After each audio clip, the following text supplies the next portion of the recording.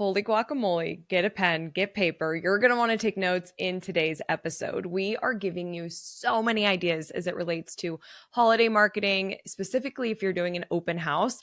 And we're going to talk about Pinterest in today's episode. Now, I am joined by Steph Bechard, and Steph is no longer on the Crystal Media team, but she is forever a friend of Crystal Media.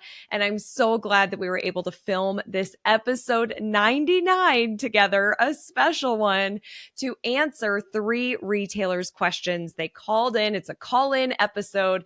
They called in, asked a specific question, and we're giving a lot of strategies and ideas and tactics answering those questions today. So that's why I say you're going to want some paper and pen. You might want to listen to this a couple of times. Send it to anybody who helps you on your team with your marketing or your events, because we cover a lot. So let's dive in.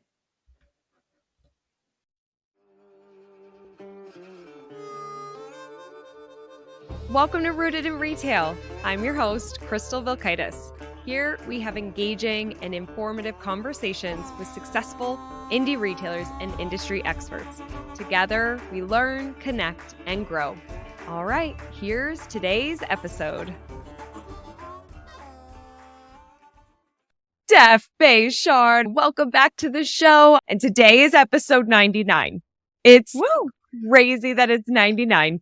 And so we wanted to do a little something special leading up to 100.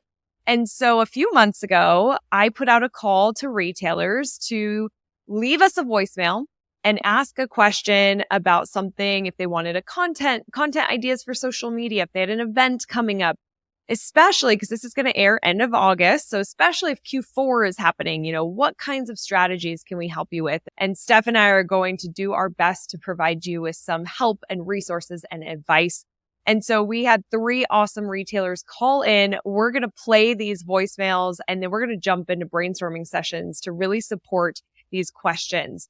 The first one with Sherry, I'm going to play it here soon. We're going to just kick things off right away. But before I do, Steph, anything on your end you want to say before we dive into these questions? Oh, I'm so excited to have like a radio call-in style show and to hear from 3 of our retailers. And this is just so fun to strategize for them. This is what we do every day. So it's just fun to do it on this platform here. Totally agree. All right, let's hear our first question from Sherry. Hi, Crystal and my Canadian friend, Steph.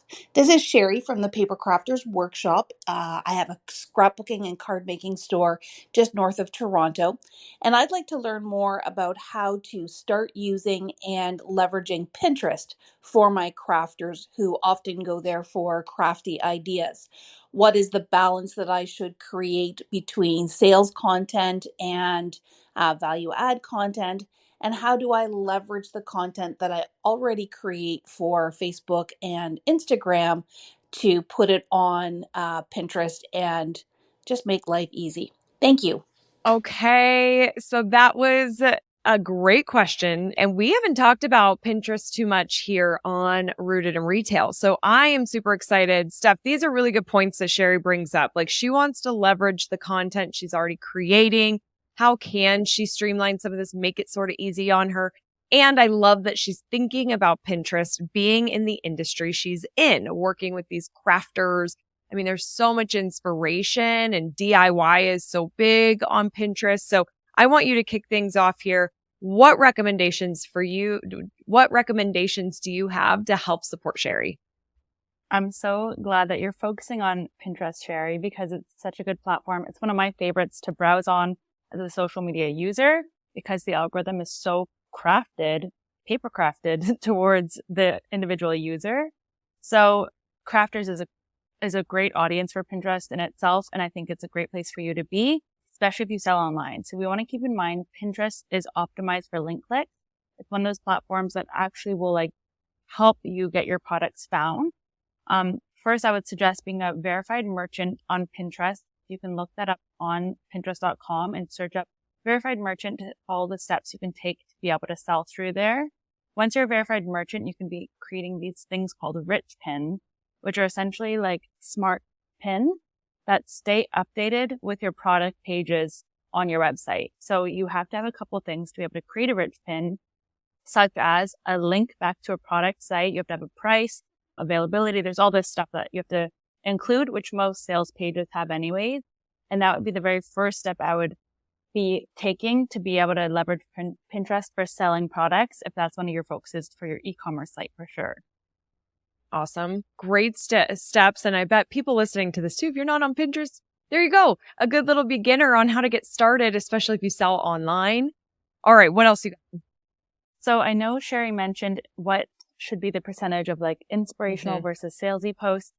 And I would say it's okay to be a little bit more salesy on Pinterest than it would be necessarily on like Facebook or Instagram or like one of the meta platforms where you really want to nurture your brand and your audience there.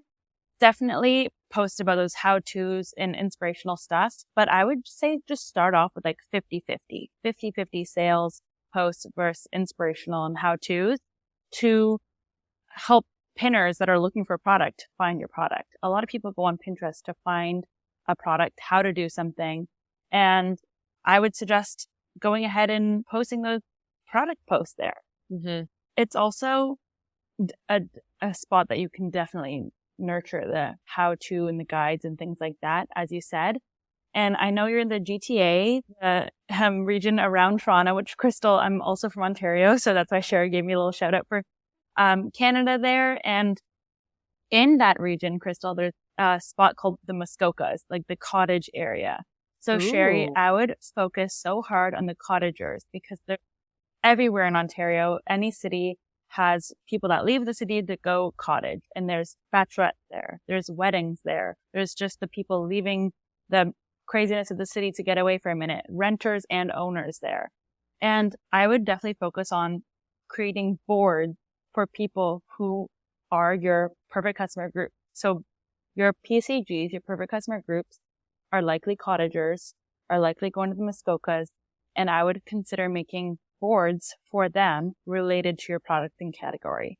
So you might want to do crafts for cottages or wedding invites that are like Muskoka themed or cottage themed, lake themed, sort of paper borders or invites or envelopes and all those sorts of things that go along with those events that are happening for the cottagers. And I bet a lot of wedding photographers come across your page, and people who might be your audience are also searching for things related to wedding vendors. So maybe you can even create a board called wedding venues in the GTA, wedding venues in your region, to help people who are your audience land on your page. So you're being a helpful resource for them, not necessarily talk about your product, but you're bringing them in from something that's adjacent to your product. And Pinterest is really good for that. I talk about a shoe company called McGuire Shoes, McGuire in Montreal, and they do a great job on Pinterest creating boards for their customers, boards for their PCGs that have nothing to do with their shoes. Might be a cute cat. It might be pose, like Instagram picture poses. It might just be like fun ways that their audiences are using Pinterest. They want to show up there. They have about 1,000 followers on Pinterest, but they have 1.6 million monthly views because of their board. Yes. So I would focus on creating boards related to your customers. And that means you're pinning other people's posts into a collection that you're curating. And it can take you less than 3 minutes to build a board related to your customers. So I highly suggest looking into that, Sherry. You had a lot of good tips in there, Steph. I agree with the 50-50. You know, I feel like on Pinterest, people are shopping. They do want to see products. They do want to see that inspiration for their home and for their hobbies and their life. And so you can get away with a little bit more of those product-based, sale-based. The thing that's great in Sherry's industry too is if she did like a tutorial or a guide or a how-to, you're easily like selling those products. You could sell a bundle of everything that was mentioned in that pin directly over linked to your site where they could buy that full bundle, making it so easy. So it kind of serves as that value add and sales piece. And then with the GTA area, you know, any of our listeners who are not in that area, what parts of your town or state or region do people travel to? Is there, you know, a hub that you can tap into, or even, you know, I'll try to find some inspiration. I'm in a small town in Northern Colorado, so I'll search Northern Colorado NoCo, things like that to get inspiration for design or things to do. And so make sure, you know, you're leveraging that, you're getting in front of them. And those are also keywords. People are searching for those things. So there's a lot of great tips in there, Steph. I love it. What else do you got for Sherry? So I have two more things. You just mentioned keywords, and that's something I want to talk about, Sherry, for Pinterest is a big focus. So keywords is essentially that the words that you're using help your pin be found by the right eyes. So you're putting keywords in your post, which helps the algorithm push it out to people looking for those things. What are your customers saying in store? What are they Googling to find your products, your workshops, your services? What are those words? Make a little list. I remember having a pen and paper when I worked in a retail store and writing down every single word that I heard on a weekly basis. That were the most popular words said in store. And I filled my social media captions, my links, the actual words inside of my links with that. Saved my photo posts with that to help with like SEO, right? We're adding these keywords in and to help Pinterest deliver our posts to the right audiences. So you're going to want to be using words that your audiences use around your product, your brand, your area, your workshop, your services, all those sorts of things related to paper crafters. And you can even search that in Google and in Pinterest and see the next top searches that come up. It might be DIY, it might be how to, it might be a specific word or brand related to that. And add those in your captions and add those in your links to help your posts get searched to put out to more people in that way. Totally. And I'm going to play off of this a little bit. First of all, I love that you would write down what people say in the store in a way that feels a little like, I want to use the word caveman because I'm going to next talk about AI. But I think that it's so smart because when somebody comes in and the way that they ask for something and the way that they describe what they're looking for, you want to document that so you can put that in your website, in social, in a blog, on Pinterest, everywhere, like you were saying, Steph. It's so smart because sometimes it's hard to know and be in the head of our customers of what are they putting in to find the things that I sell. So documenting that in store is so brilliant. And then use AI, go to ChatGPT or Gemini or Poe, whatever platform you use, and say, here are the things that I'm pinning. Here are the things that I'm selling. Please write me a keyword rich description. What keywords would you recommend? And sometimes you might have to go back and forth a little bit to find some of those. Sometimes you're working with some keywords. You're testing to see, did something get a lot of repins and something else didn't? What can we learn from that? But those are just really great suggestions to help leverage those Pinterest efforts. Oh, yeah. I agree that you can leverage it using keywords in that way and help Pinterest help you, essentially. Right. And then I had one more thing to say for leveraging Pinterest for Paper Crafters Workshop. And I know you said you want to learn how to, or like better figure out how to use your existing content. And you already have lots of posts, or you likely have a ton of pictures in your camera roll related to your products already. You can take past Instagram posts, past Facebook posts, and recreate them on Pinterest as pins. They have carousel posts. They have individual photo posts, videos, just like reels. You can take your reels and put them over to Pinterest. They're all called pins now. Another app to check out, Sherry, is Tailwind. And I think that it's just, I have this open, tailwindapp.com. And then you can also go /Pinterest if you wanted to learn exactly what it does for Pinterest, but it also does some of the scheduling. And I think Tailwind also has some additional Pinterest education and some inspiration and case studies and things like that on there too. So you can learn from them and get some additional ideas. I'll just add in group boards could be something fun to do with your customers or with an influencer in the industry or something where you collaborate on a board. So multiple people are adding pins to the board and that can go out into their networks. And it's giving more of like a curated look and feel and vibe. And I think that would be really fun to do with your customers, to have them all add to that board if they're all working on a pattern together. Or I'm not a crafter, so I don't always know the right words, but like if they're working on a thing together and then they all take their picture of what they're working on and they all add it to that board, that could be a really cool way to connect with your customers, but also get some additional content on Pinterest. Yeah, I totally agree. Awesome. Okay. So Sherry, we hope that was helpful. Good luck on your pinning efforts. We're wishing you lots of luck, and you have to keep us posted on how it's going. If you start your initiatives here and you get going, let us know in the Facebook group is the best place, the Rooted in Retail Facebook group. We want to know how it's going. Okay, Steph, you ready for the next one? Absolutely. Okay.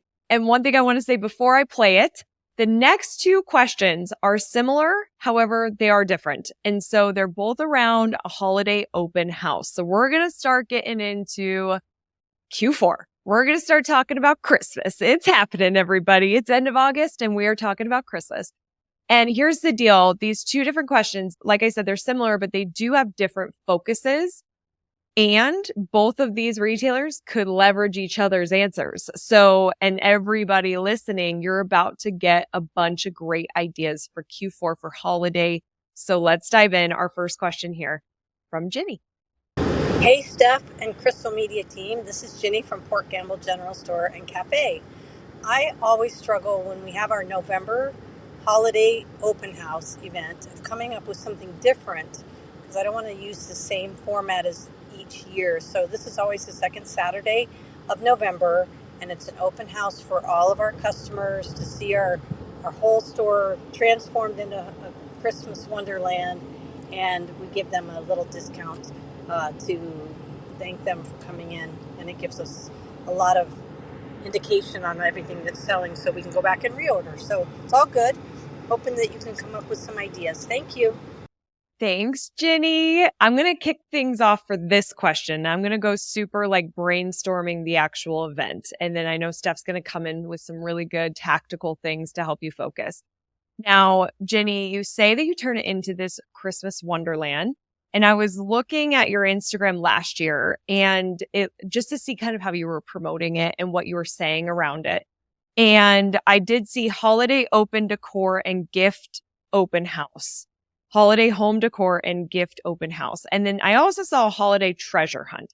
Now, I was sort of curious, is that the brand? Is that the name of this open house? And I was feeling like there's such a great opportunity. And look, and also I'm basing this just on what I saw on your feed on Instagram. So if it is called something and I missed that, then there is an opportunity to get your Instagram tied in more to really help promote this on the feed. But I was feeling like I could just see this having a really cool brand, having a really cool theme. So it is a winter wonderland, but what about a Christmas carnival? And this is for Ginny, use it, or somebody listening can totally use this. But as we think about what a carnival is like and how that feels, you're wanting something different. I heard you say that. You want to mix things up. You don't want to do the same thing all the time. And so I feel like having a carnival could be fun. So as you're entering, it's a grand entrance. It could be an arc, has a sign welcome to the Christmas carnival. If we want to get real crazy, I see fake snow, but that's probably really hard to clean up. So we probably don't want to do that. But maybe there's a red carpet. You could have some different carnival themed booths. Ginny, we know Ginny, she's got a really big store. So she's got the space to really have some different areas, whether they're tasting stations for treats and snacks and beverages, or they're carnival themed elf games, gingerbread houses, some carnival games you could play. Is having the ring toss that people could do at a carnival. So you could do that, but it's with wreaths and candy canes, which is holiday, or you do the balloon pop, with a dart or something. I don't know if there's liabilities to that, but it could be red and green balloons. Are there some carnival games that you could bring in that makes it really fun? This whole weekend of carnival, Christmas carnival, vintage carnival signs. I just see, I can really see this. Can you see it, Steph? Absolutely. It's so visual. So then as you're promoting it, I think I can see people getting really excited for the Christmas carnival. I feel like it could be newsworthy. I think you should send out a press release, let the news stations know. Maybe they want to come. I was also do you also do a Christmas lighting reveal where you either have a big tree in your store? Maybe you're already doing this and you light it at a certain time and everybody's there for the lighting, and maybe there's carolers there to sing during the lighting. And or do you just do this like insane building Christmas lights and, at 7 o'clock on day one, you plug in and boom, we're all here and it's so fun. And then music plays and it's the big reveal at the carnival. Of course, Ginny, I know you're going to be doing this. You've got to run ads. We're doing your ads for you. Anybody who's listening to this, I highly recommend Facebook, Instagram ads to promote your events. But then have that event that's got the brand, that's got the theme, that's got interesting content that people are really paying attention to.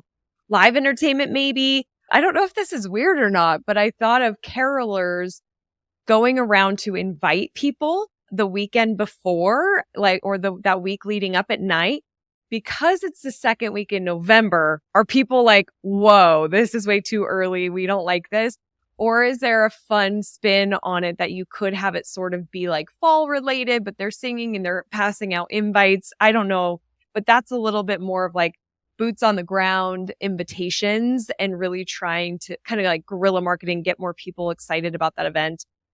Having my own event, Evolve, which I know you've been at the past 2 years, people love photo boosts. So you could have like a carnival backdrop or carnival type of, little things that people hold, props in their pictures, and then people can print that. And it could be, Christmas Carnival 2024, Port Gamble General Store. There's also opportunities to do giveaways. I know you're doing discounts. Could your vendors donate some items that you could give away? You could do raffles. Also, by having my own event this past Evolve, we did a silent auction. And that's really fun. It gets like people want to donate. People want to see what's available. They go around, they could go to different stations and you can have different opportunities for people to donate, raise some money for a local nonprofit. And then, I see like stripped lights in the different sections of the carnival. And I think that that's it. I wanted to just be really creative and play. And also ChatGPT helped me think of this. This is not me being a creative genius here. Me and ChatGPT had a lot of fun planning the carnival. So anybody listening to this, if you're wanting to do something unique, you've always done the same kind of thing, use AI to generate fun ideas for you. But Ginny, I'd love to know if you love that idea. Take it or leave it. I would not be offended at all. And Steph, I'm passing it over to you. Oh, I love that idea, Crystal. That'd be so fun. And I could so see that matching the Port Gamble General Store brand. Yes. And did you know there's also a ferry that you have to take to get to the area? So maybe they can somehow tie in the ferry and maybe they can, contact that team and be able to make it seem like Santa's sleigh coming to the open house or the Christmas carnival. And yeah, I really like that idea. So love it. Evolve 2025 tickets are now available. We just wrapped an incredible conference. Conference attendees were saying this was the best conference they've ever been to. Evolve is made exclusively for independent retailers. So if you are a retailer and you want to evolve, you want to grow your business, lock in your ticket for next year now because it's the cheapest it will ever be. You could get tickets starting for as low as $297. This is the time to secure your ticket. They will never be this cheap. So get your ticket now at crystalmediaco.com/evolve. And I can't wait to see you next year. So fun. And Ginny, I want to suggest some of the more technical items to consider creating for social media content leading up to that November open house. So we're always going to say, anyone who's having an event, please make a Facebook event for it. I know, Ginny, you're big on Facebook, so I have no doubt that that's already on the list of things to do. But also sending out email invites, specifically writing about that in the caption, writing about that in the email subject line about how you want them to come to that event. So it's like, are you free on this day? You and I have plans on this day. Grab your sister. You're heading to this on this day, so make it an actual invite that almost looks like a birthday card invitation, And, to break down on social media, I would consider about 1 month before making a November open house itinerary. So making it like an itinerary of what to do, since people will be taking the ferry, since people will be coming from different areas in town, make it like an adventure. So you can always say, we're open from this time to this time, and this is when you should come to the open house. We have these events. So you have a little bit of an itinerary throughout the day, what's going on, but also list a couple places people can grab breakfast and lunch. list a couple places people can have dinner, some spots to visit for a good sunset, like list all those things to make an itinerary and send that in an email to be like, we've planned it for you. We've planned the perfect day. We'll see you at this time. Grab your friend, grab your bestie, grab your parents. You know, you're coming to this event. You're having the best day ever. November can tend to be boring, but not this November. We're going to have so much fun. And that would be good to plan out about a month in advance because it gives people time to, you know, make those plans with their pals and to get that on the calendar. About 3 weeks before, I would really talk about how exciting it is. Like, make sure that excitement that you have and the team has and how big of a deal it is for you that you're planning it in July 2024. Like, you're planning out this event months in advance. Make sure that's shown on social media. Mm-hmm. So talk to you about that in your stories and in reels and breaking down, like, you can even make little videos now. I know you're at market right now, shopping at market for your products. And in market in July, generally holiday.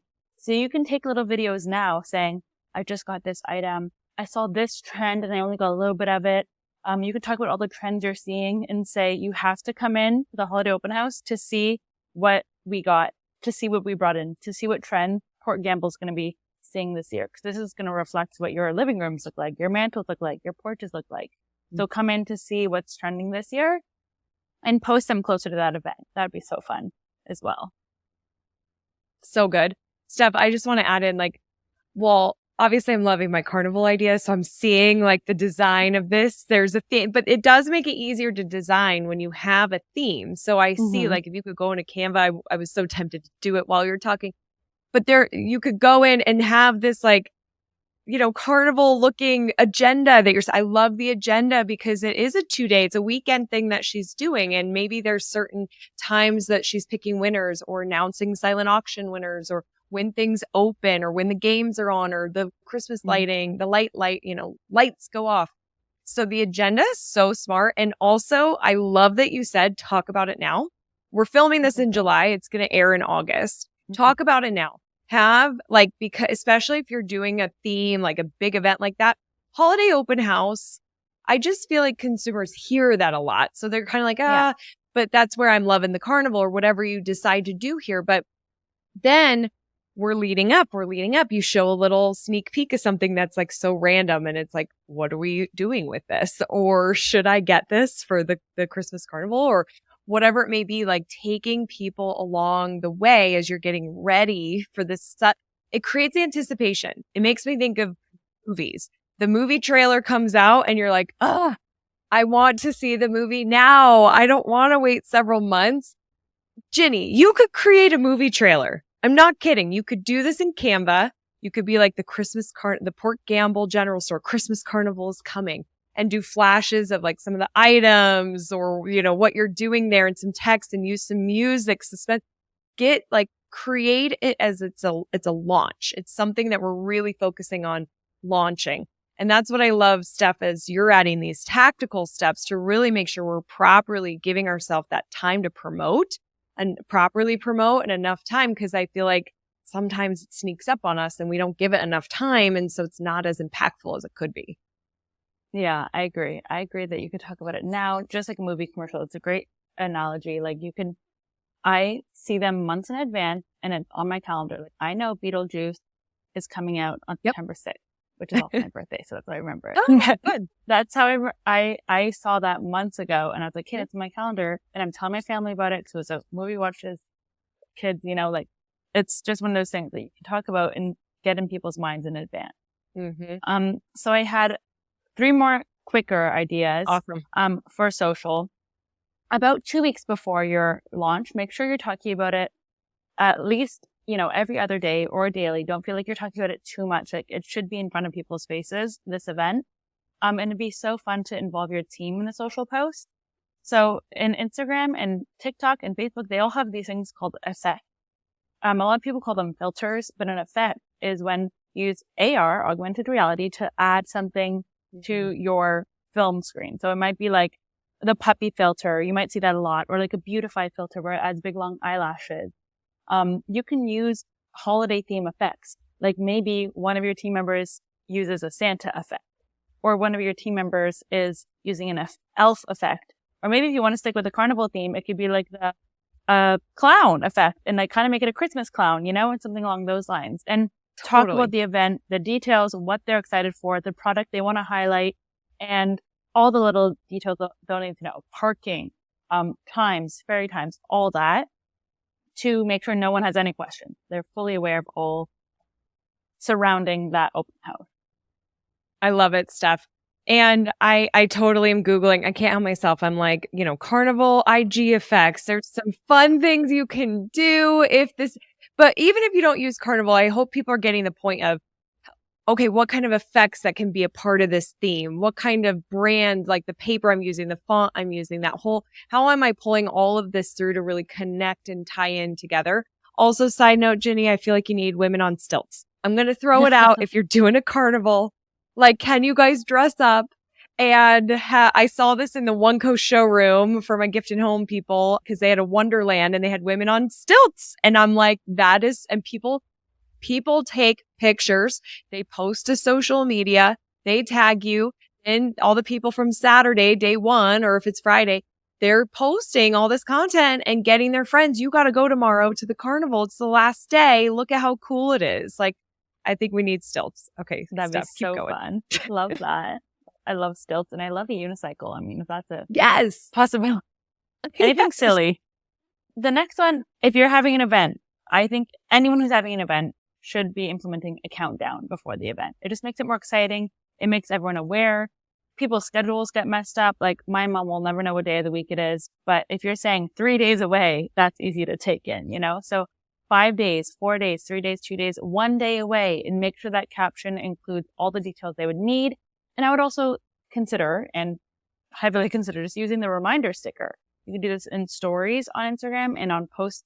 And you can also link in your Facebook post to your event page, which has that countdown naturally built into it, because when it's coming up, we'll count down. So use those reminder tools that are like actual built-in features from the Meta platform to get that reminder in front of people's faces so they know it's coming down and it's building the excitement for them as well. And lastly, I want to talk about it's the day of, woohoo, we made it to our holiday open house or our Christmas carnival. And I think it'd be so fun to have an option to kind of help your customers shop there. I know there's definitely going to be a lot going on in that store, a lot of products, and it'd be fun to have like a nice list of products, of people and products. So you might break out what's your most popular products for mom, dad, sister, boyfriend, girlfriend, pet, teacher, categories of people. And you can make that in Canva, an 8.5 by 11, or even like half of that. So you can print 2 per 1 8.5 by 11 page and just write out your favorite products for each of those categories. So it's helping people shop, helping people actually complete that purchase, going to the event, of course, but just also making a purchase. And that can be out at the front of the store. It could be all of your helpful elves can have them to be handing out throughout the event. And that way people know your top picks. And it could even be things that you're hoping to push or you tend to put on sale at the end of the season. You could be giving them a little bit of a highlight right at the beginning of the season. Mm-hmm. And that way, and it'd be easy to do. It'd be very easy to create and it could be really, really cute. Okay. Love it. The idea with the nicest are people, moms and kids and sons and all that. At Evolve, Don Miller, our keynote, said, Mother's Day was coming up. And he's like, if you put on certain products, moms love this. Or for Father's Day, dads love this. Or for back to school, 5th graders love this, whatever. It helps sell it. So during the holiday time, it's such a great time to add those call-ins or call-outs of who would love it. It makes shopping easy. Because I just need that reassurance, right? Is my grandma going to love this? And if the sign says grandmas love this, I'm like, she'll probably love it. It's going to help me get it. So such a good tip. I love that too with the naughty and nice. That's fun. I love a naughty and nice list. I better make the nice list this year. You will. Awesome. Okay, Steph, are we good with Ginny? I think we're good with Ginny. All right, let's listen to our final question here from Andrea. Hey, Steph. Hey, Crystal. It's Andrea from All About You. I would love some extra advice on social media around my open house, which is always in the early November because it's a downtown project. Everybody gets involved, and I always love better ways to stand out so that people definitely know not only to come to the open house, but to come to my shop during the open house. So excited about this opportunity and other things to think about. Thanks. You're so welcome, Andrea. Thanks for submitting your question. And I have to give Andrea a quick plug here. She came to Evolve. She brought me the most epic candy basket with chocolates and hot tamales. I love hot tamales. They're like, oh my God, one of my favorite candies. The chocolates that I had, and I like chocolate, but I'm not necessarily like a big dessert person. Oh my gosh, I ate everything in that basket. It was so good and so thoughtful. Andrea, thank you for that. You're incredible. And I hope that we can give you some good tips here with your question. Now, like I said, we have two holiday open houses, but they're a little different. Andrea wants to really make sure she stands out so people come to her store because the downtown area, they've got a lot going on. So how can she stand out? What can she do that's unique? Steph, you kick us off here. Yeah, I'm so excited for this event. It sounds so cool because oftentimes an individual company that's hosting this, that sounds like this is like a big group event from everyone on Main Street or whatever the street is. So fun that there's so many more participants in that. And that just is like increasing our service area really for inviting more people, like increasing our chances of reaching more people. The fact that there's more business owners participating in it. But we don't have to wait to the day of to get those participants to get to know us and to want to put our store's event on that list of things to do that day. So again, have to start off, make sure you have your Facebook event, make sure you have email invites planned to your email list. And if you have tech subscribers, make sure you're sending texts about the event as well. Facebook events help you reach people who aren't yet following you and your followers as well. There's this thing called the events calendar on Facebook. So it's a great spot to be able to see what's up and coming in your area, in your region. I find things to do all the time from Facebook events. Whether it's like a local musician playing somewhere or a store's having like a pop-up or there's a bigger event going on.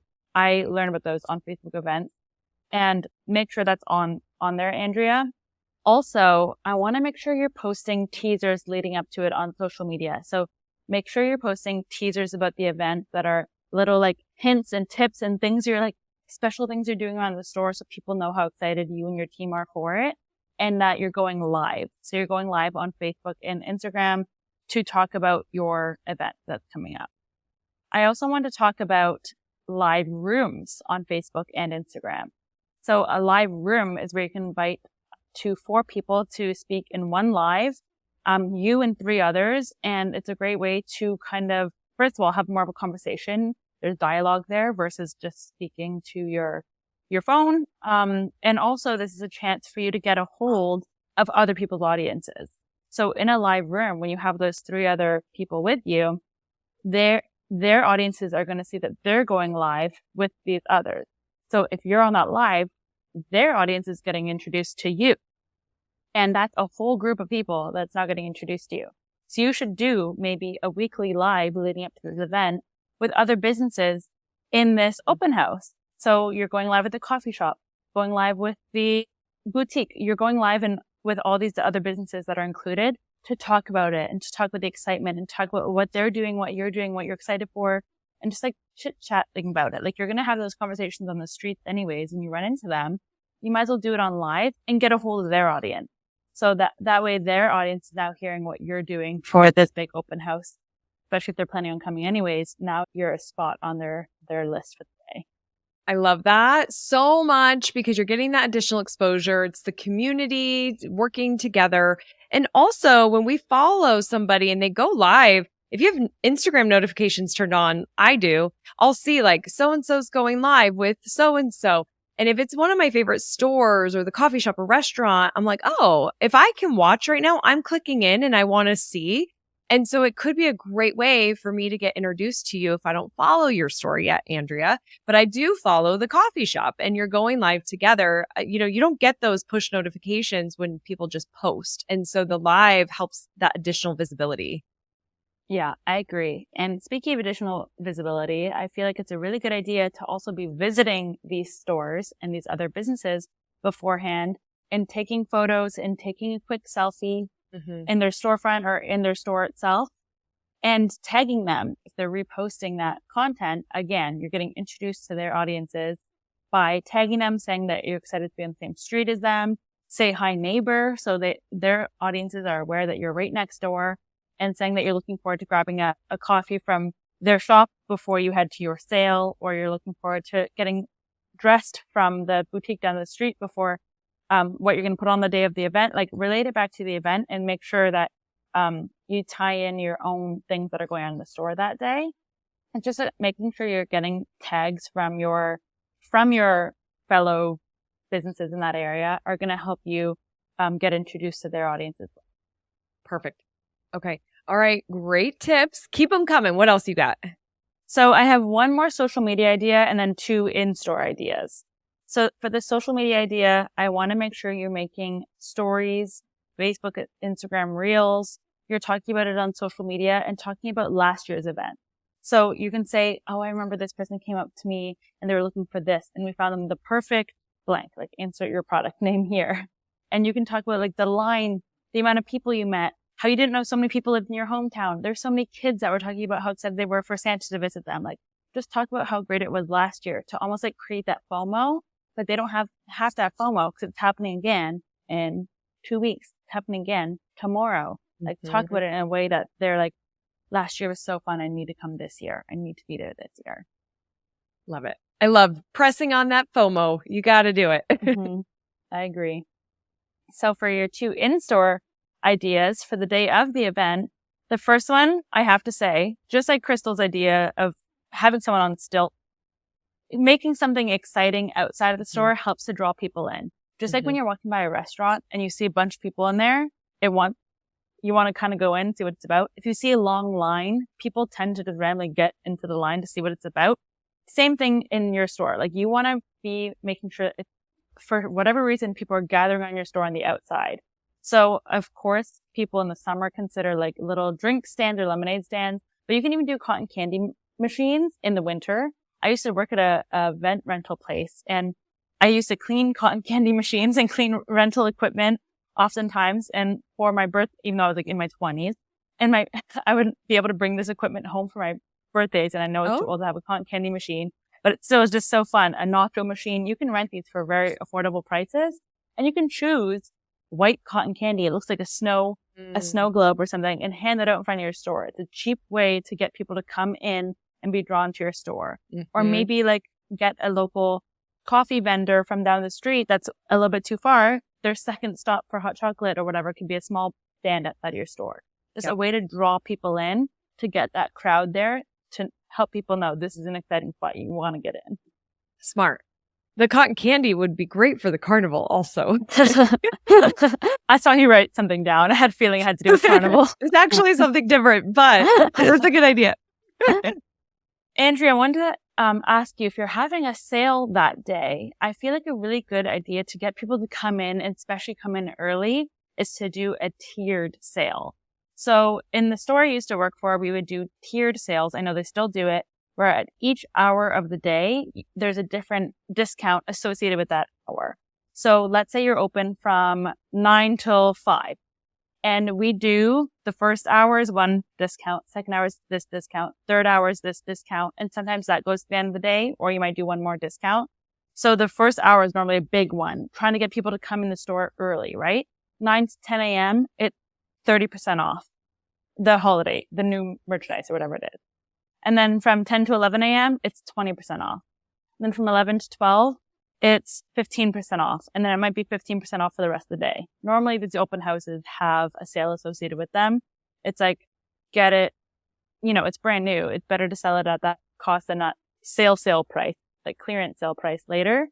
So that's something to consider to get people to come in to to that store and get that lineup early. Get that lineup earlier in the day because you have that bigger discount associated with it. So I love tiered sales in that way because it just draws people in and keeps them coming in. And no matter if you're coming at close, you're still going to get a deal. But the earlier you get in line, the earlier you get there, the more you get rewarded.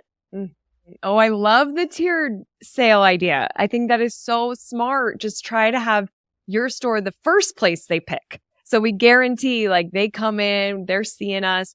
And I want to say I had this vision of I went to I'm also in Colorado. I would love to go. I need to Google and see how far I am from Andrea's store because maybe I could go to her this holiday open house downtown. It would be so fun. But I went to one here in Loveland. And your point of the outside, having something outside that I could see, because I would be walking, they closed off the street and they had a band and you're walking, but some of the retailers don't look open or doesn't look like much is happening there. And we are like cows. When we see a bunch of people together, we go over there. We got to know what's going on. So having some sort of something outside is such a good way to pull. They know you're open. They can see that you've got fun stuff going on there.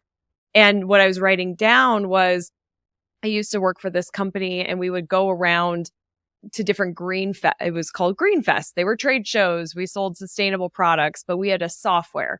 And one idea we came up with was the Prize Patrol.